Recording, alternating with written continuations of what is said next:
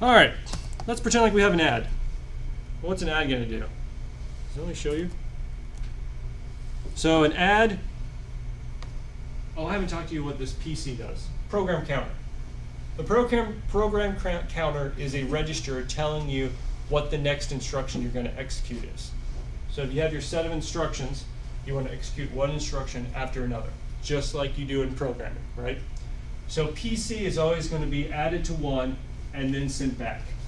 Ignore this for now. Just for the sake of argument for now, PC always gets added by one and then updated, so it always goes to the next instruction. For now, that's all PC does. And that makes sense. You want to execute one instruction after another. So when you do an add, you want the register destination to equal the register source and register target, whatever the contents of those are. Stuff that back in the destination, and of course, increment the PC counter.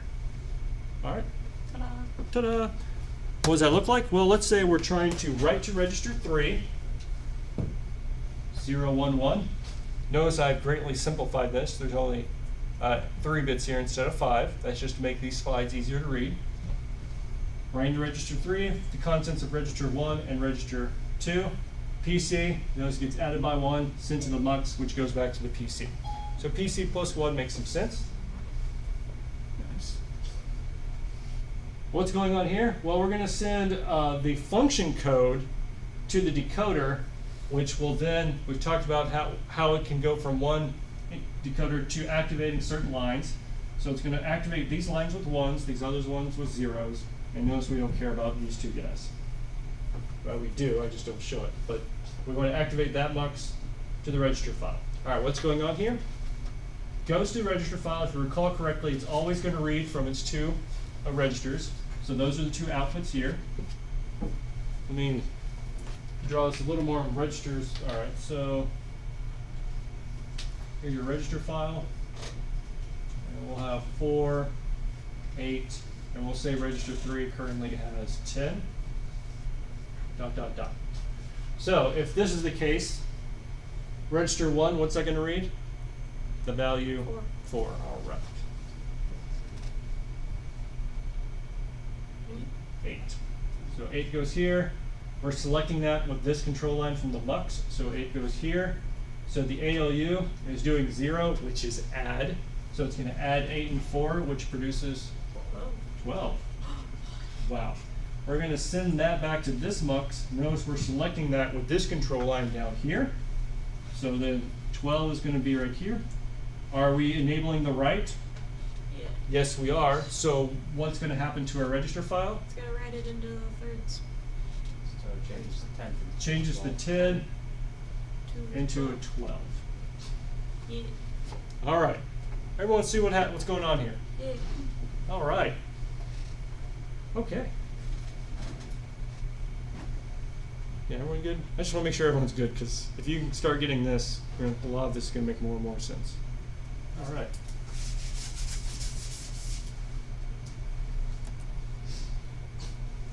Okay. Now hopefully it makes some sense why we have a clock. We can design more interesting circuits if we have a clock cycle. The use of this clock is to enable a sequential circuit to predictably change state. If you go back here, does this all happen instantaneously? No. It takes a certain amount of time. We need some mechanism to know when that time completes. That's what a clock cycle is. It's basically guaranteeing that this whole thing is going to complete inside of one clock cycle. So maybe a clock alternates between 0 and 1 at a fixed frequency, 100 megahertz. What should the clock frequency be? What? 1.1? 3.8 gigahertz. 3.8 gigahertz. Okay. How would we get a clock frequency? Looking at this. We have a lot of different instructions we can execute. How are we going to determine what the clock frequency is? This is actually a very important question. Do we have a control line coming in? No. The clock is the control line. Okay. So Normally on processors, it's something on top that's sent to every unit. So each of these units coming, you can think of it literally as 3D because that's the way it is. You have your processor, then they put a clock on top of it that sends the signal to every unit at the same time. So each of these guys have another wire going in on top of them. That literally, that's what's going on. So they each have a clock. They're all clocked. What should the clock frequency be? Remember, the clock frequency is once it alternates from 0, 1, back to 0, you start executing the next instruction. AKA, So it'd be however long one instruction would take, like whatever the longest instruction. there we go. Do you understand? The clock is going to be determined by the slowest instruction. So whatever takes the longest to complete will dictate what your clock rate is, because you want to guarantee that any instruction can be completed in a certain amount of time. So how are you Yeah, 'cause measuring you those outputs and saying, okay, are you just, is it predetermined ahead of time? You said you figure out the longest path or the longest, you figure it out ahead of time and then set it for that? Yes, So it's preset. it is preset. Yep. Okay? All right. So remember, it's periodic pulse generating usually oscillating crystal. Been very good for the time being. Clock signals, we can create a new class of circuits called sequential circuits, where output's determined by inputs and the previous state. All right, edge, we talked about this a little. Let's talk about it again. Yay. Edge triggered flip flop. Remember, you had your, what was it, D latch and the SR latch, well, the master latch, slave latch. You have data and clock. The idea is that when the clock, let's see, the data is sealed, and when the clock finally comes back up is when the data actually changes. What it's trying to show you is that if we want to change it to a 1, the clock rises, we're going to latch in that 1. Notice that it's been sealed right here. And even though data goes down, when the clock finally comes back up, I'm sorry, let me take it back. We've sealed what we want the data to be. When the data comes down, we're still going to update the Q value. Hold on, I got this backwards. That's the data we want. There's the clock. When a Q, little q is up here, so that's what we want the data to be. But notice that big Q doesn't change until the clock comes back down, because the data is sealed. And then when the clock goes back up, it will eventually change as well. Remember, it's only, the point here is this flip-flop is only changing based on the clock, not immediately when D changes.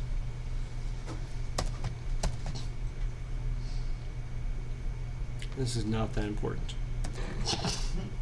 All right, let's look at a NOR.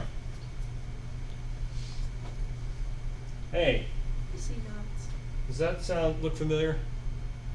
I see a pipe. Pipe. Have you done? Did you all do pipes in procedural? I hope so. Maybe. Maybe not. Yeah, or. It's an OR. It's a bitwise OR, and then That's you're an OR. knotting the whole thing. So you OR it and then knot it.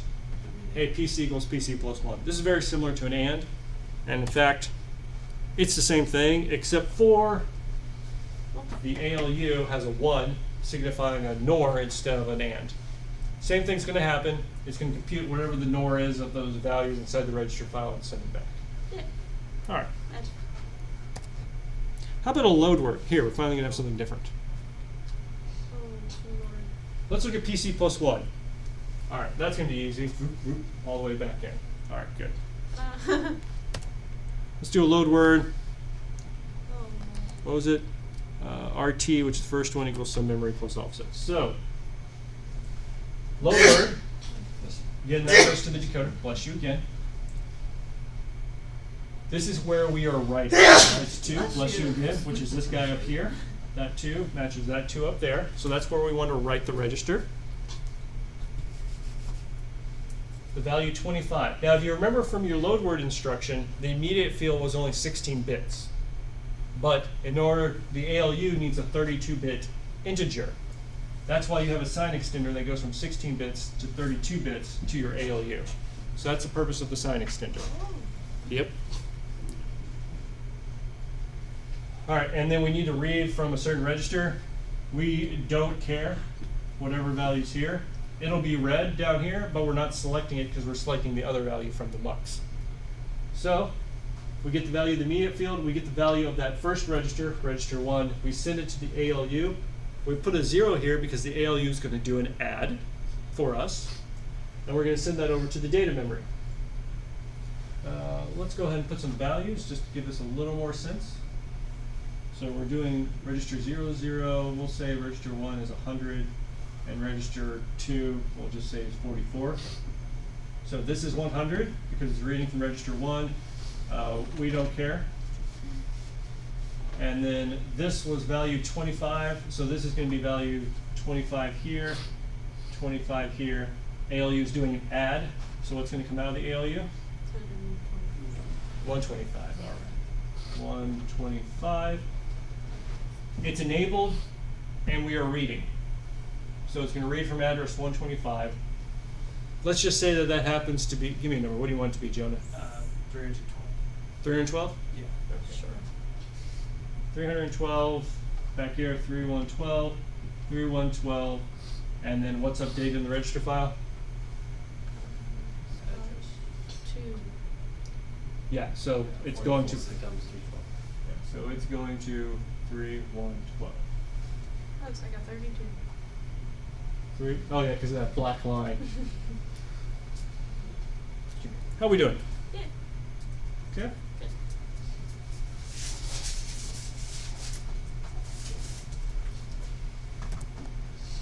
All right, store word. Same kind of bits, but now in reverse. So now, because, oh, sorry, this time we're storing what's in RT into memory. So notice instead, we are still doing the side extend. We'll say that's still the 25. We're still reading from register 1. We'll say that's 100. We're reading from register 2. Let's say that that is 312 this time. Notice that the 100 and the 25 still go to the mux. We're selecting the first one. We're still doing an add, so that's still 125. We are sending it over to the memory. It's enabled, but this time we're going to write to it.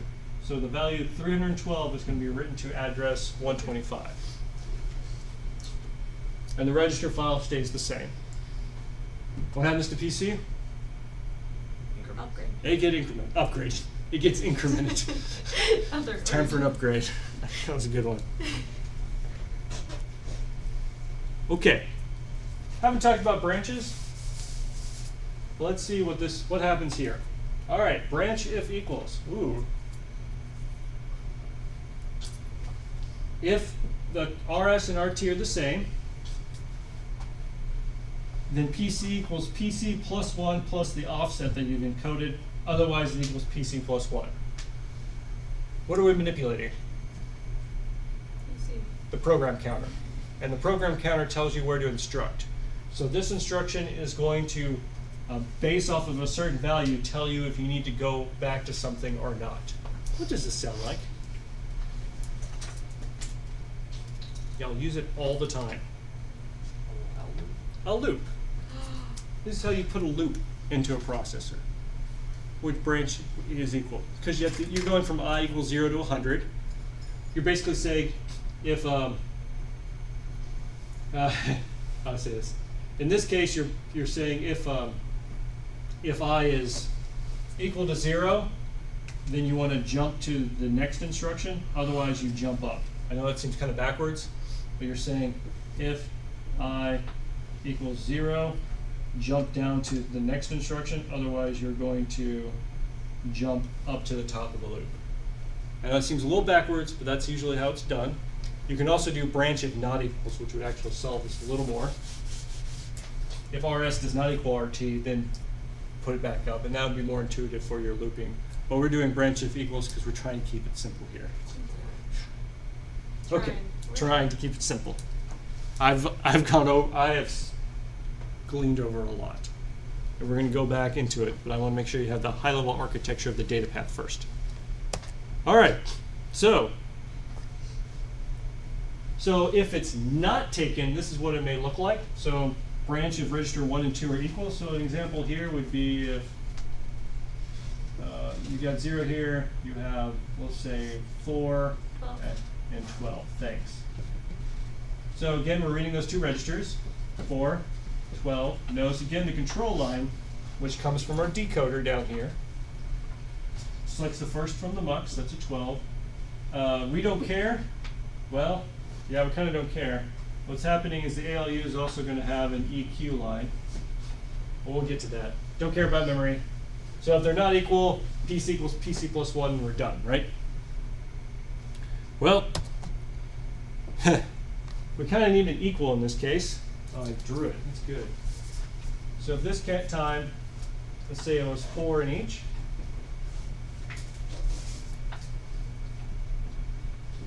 This would be a 1, which would come over to this giant AND, which we'll say is 1 for now. And we're going to AND it with the opcode. And then if it's a, well, oh, okay, I'm sorry. This is still the other example. That's why these slides don't make sense.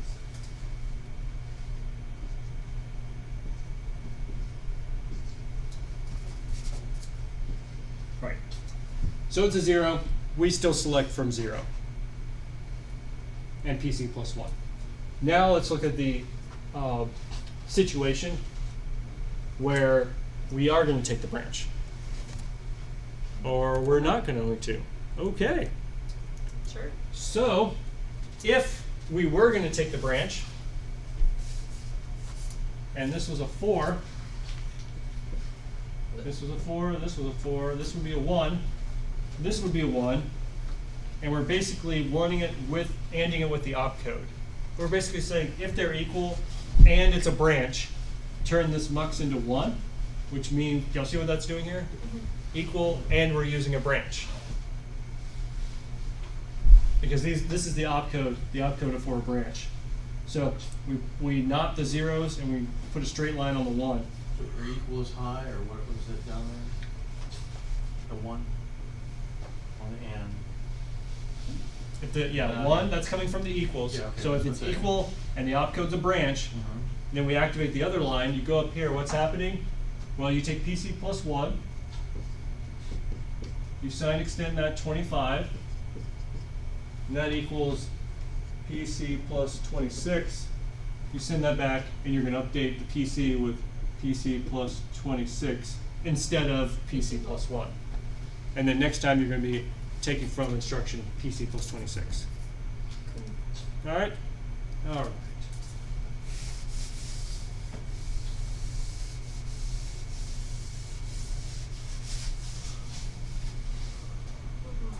All right. What happens if we try and do jump and link? Well, what does this mean? We write PC plus 1 to register B. We move register A to the PC.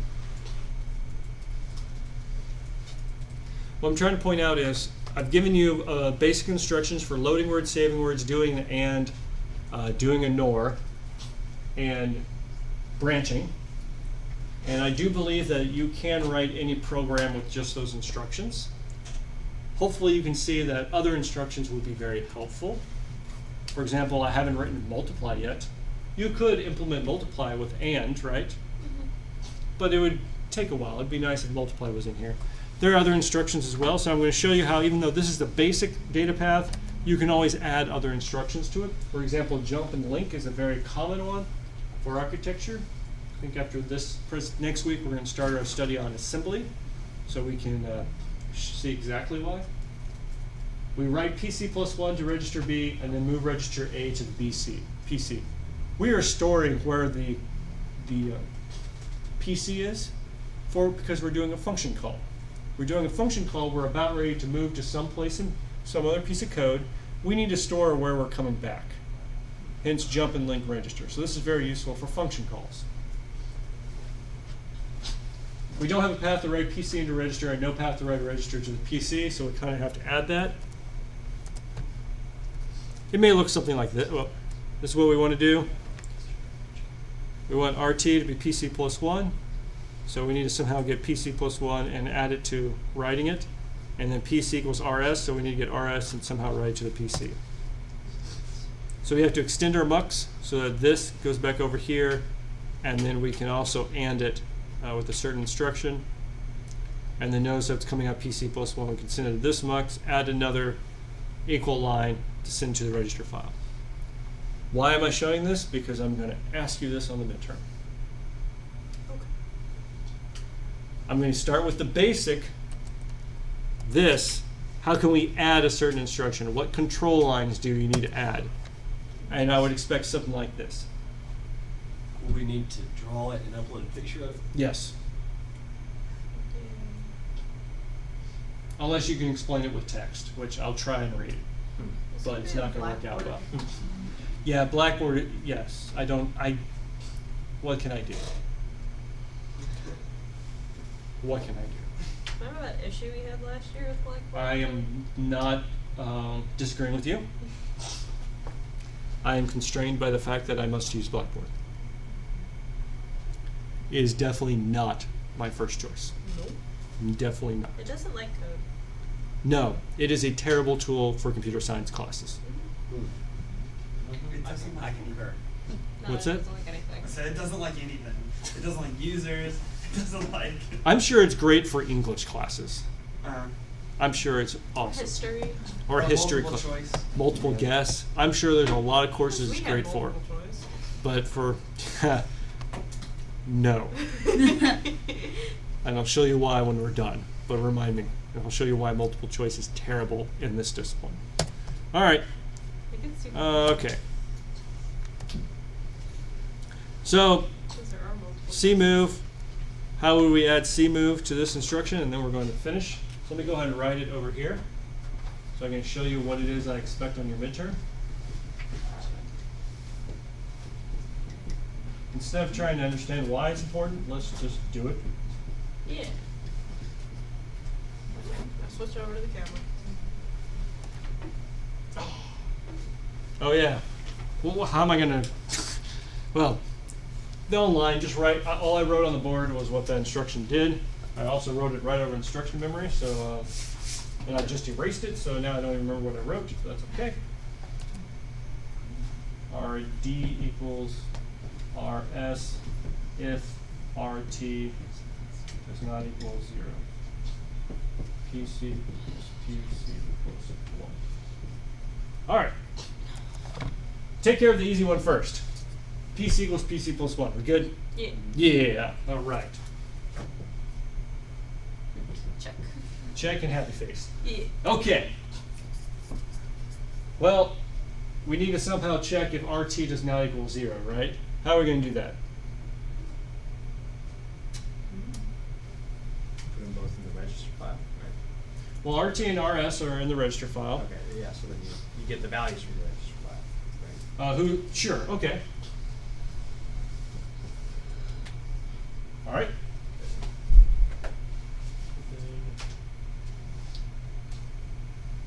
But we're writing, oh wait, no, I'm sorry, we're writing RD, that's correct. And they both go through the ALU?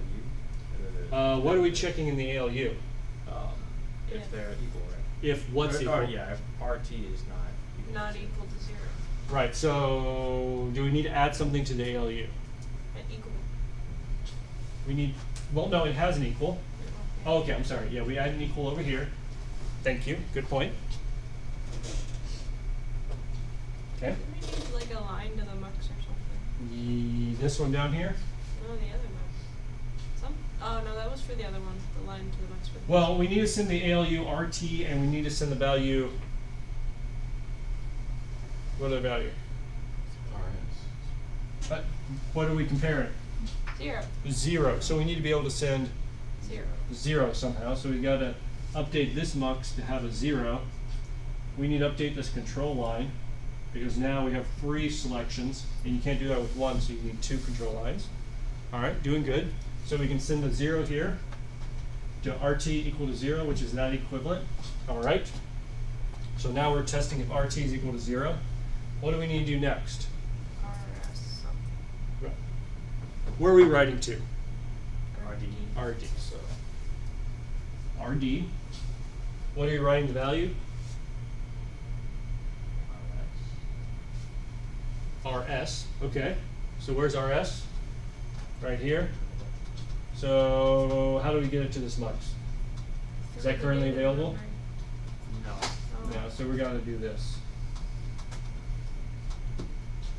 Can we do that with one line? No. So we need to add another line.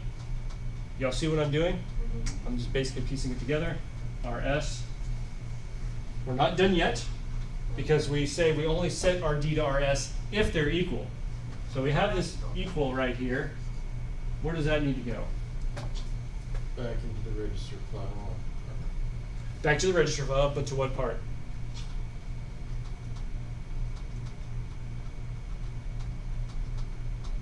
To the enable. To the enable. There we go.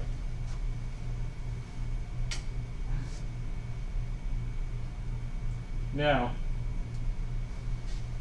for your midterm, that's not quite yet because you can't just write EQ to the enable bit that's coming from the control ROM. So what you actually need is you need an AND.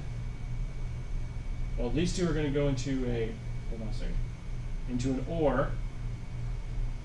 Oh, this is going to be hard to draw on this thing. OR from this equal. And then you're going to have that, from the control ROM going into the OR. We'll have it start at 0. But therefore, if this one is on for anything else, it'll go ahead and turn it on no matter what. And then for this bit, you're only going to activate it if you have EQ. And then I'm just going to say, I will allow you to do instruction equals CMOV. I could write out what all those bits need to be. Well, let's just say you have the EQ coming from here. If that one's on and the instruction is CMOV, then you send the one up here. In all other instances, you send 0. Okay? That way, I'm only enabling that bit when either I explicitly tell it to, or the instructions CMOV and it's equal. Okay? All right, so this is what I'm expecting on one of your midterms. Notice it is a little involved. But I am expecting to take, this will take you a good 20, maybe 30 minutes to finally hammer this all down. Okay? It's gonna be so much. Oh, it'll be good. All right, calculating delay.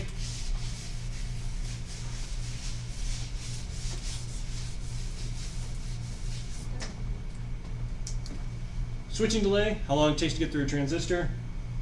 How long does it take electricity to flow over wires?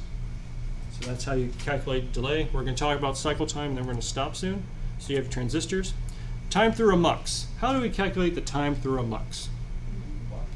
What? The clock. No, the clock is our prediction of how long it takes an entire instruction to complete. Do you know if it also have a separate clock? No, there's one clock. One clock. One clock to rule them all. All right, if you remember what a mux, it looks like this. What's the time through a mux? Two gates. Yeah. Right. Plus, Whatever time it takes to do the gates. well, 2 gates, plus there's one other thing you missed. Not. A knot. I'm not. Oh yeah. Short, Little longest tiny- path is right here. Loop through that knot, up here, down, through the OR, and we're out. That's a weird OR. It has a You are little- so picky. It's like. It has a little like There's a little glitch in the bottom. glitch in the. Yeah. Oh, that's okay. Okay, Oh no. time. All right, we're going to do the register file next class. Wonderful. I think our brains have exploded. Yep. Went through a lot today, didn't I? What's impressive is it's really just there to make you understand your homework that's coming up, because this is not in the book. Great. And they just expected you to understand this. Whatever. Whatever. Anyways, that's all for today. You have homework due tonight, right? Yep. All right, I'll make sure to give you some good lab. I'm probably going to assign you homework in the lab next week on Monday. Fair warning. To be due the following Monday or Wednesday. You'll probably get 2 weeks on both of them. Okay. I'm trying to figure out how to help with this, snow day and holiday at the same time. Kind of messed a couple things up. Breaks I didn't. coming up, like next month, I mean, I could assign all your work over spring break. No. right? I I mean, mean, No, I have enough. I have a feeling. man, we're almost in February. Probably Tomorrow's about what February. time's our midterm gonna be then? I'll get back to you on that. Any other questions? Is it I after? can't open up the PowerPoint. You want to study You for put it later? on GitHub and I'll I can't upload- open it. Yeah, we can. Okay. You mean Like in the it's library? just Yeah. saying I can't Okay. open it. Like, Alright. I